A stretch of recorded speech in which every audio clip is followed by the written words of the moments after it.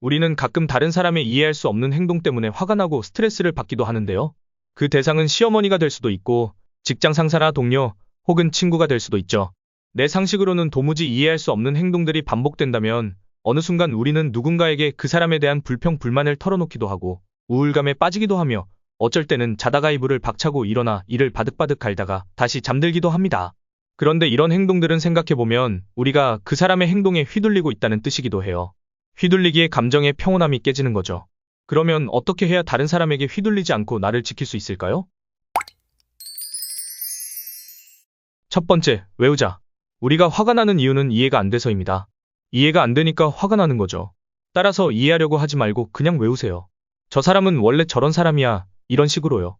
예를 들어 시어머니가 허락도 없이 내 서랍을 자기 방식대로 정리하면 도대체 왜 이러시는 거야? 하지 말고 시어머니는 원래 그런 분이야 하면서 그 상황을 외우세요.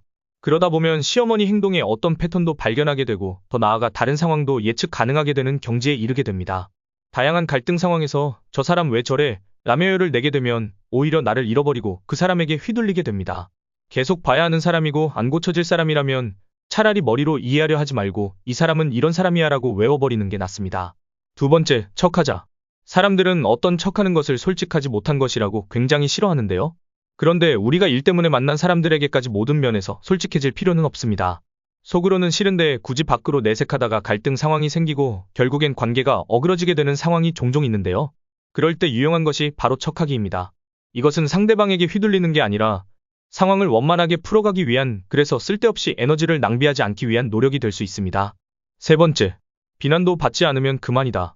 로마의 역사가인 타키투스는 비난에 화를 내는 것은 그 비난을 받을 만하다고 인정하는 것이라고 했습니다. 비난을 받았을 때 우리가 처음 받는 것은 사실 상처가 아니라 상처를 받은 것 같다는 느낌이죠. 그 느낌을 상처로 받아들일지 아니면 원치 않는 선물을 정중하게 사양하듯이 상대방에게 거절하고 머릿속에서 지워버릴지는 자신의 선택에 달려 있습니다. 네 번째, 당신을 함부로 대하지 못하게 할 것. 그 사람이 당신의 인생에서 중요한 사람이 아니라면 더 이상 고민하지 말고 자책도 하지 마세요. 당신이 딱히 잘못한 것도 없는데 당신을 함부로 대하는 사람이 있다면 그건 그 사람이 못난 것입니다. 그런 사람과의 관계를 풀기 위해 너무 애쓰지 말고 거기에 쓸 에너지를 차라리 당신의 실력을 키우고 업그레이드하는 데 집중하면 어느 순간 당신이 그 사람보다 더 높은 사람이 될 수도 있어요.